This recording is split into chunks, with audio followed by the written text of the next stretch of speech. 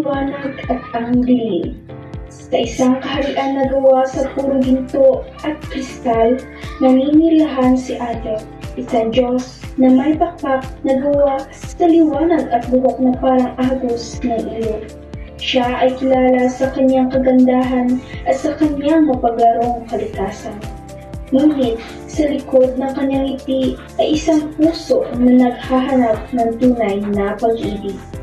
Isang araw, habang naglalakbay siya sa isang mahiwagang kagubatan, nakita niya si Aurora, isang mortal na babae na may buhok na parang itim na gabi at mga mata na parang dalawang bituin.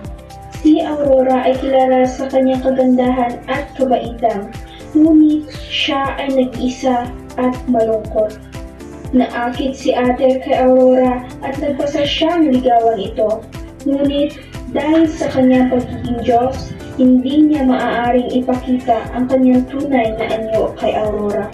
Kaya naman, tuwing gabi, lumalapit siya kay Aurora sa anyo na isang mortal na lalaki na may mukha na kasing ganda ng Diyos at boses na kasing lambot ng hangin. Nagmahalan sila ng labis, ngunit nagbabala rin si Ate kay Aurora na huwag siyang titignan sa gabi. Dahil ang kanyang tunay na anyo ay maaaring makasakit sa kanya.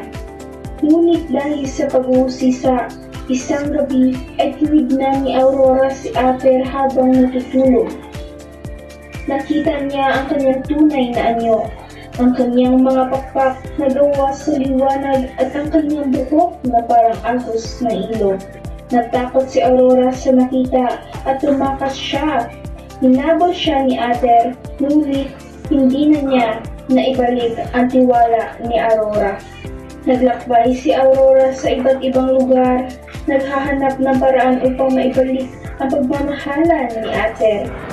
Samantala, si Ate naman ay naglalamhati sa pagkawala ni Aurora.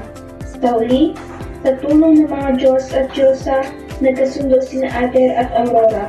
Nalaman ni Aurora na ang tunay na pag-ibig ay hindi natatakot sa mga pagsubok at tinanggap niya ang tunay na anyo ni Ate. Nagpakasal sila at nabuhay ng masaya magpakailanman.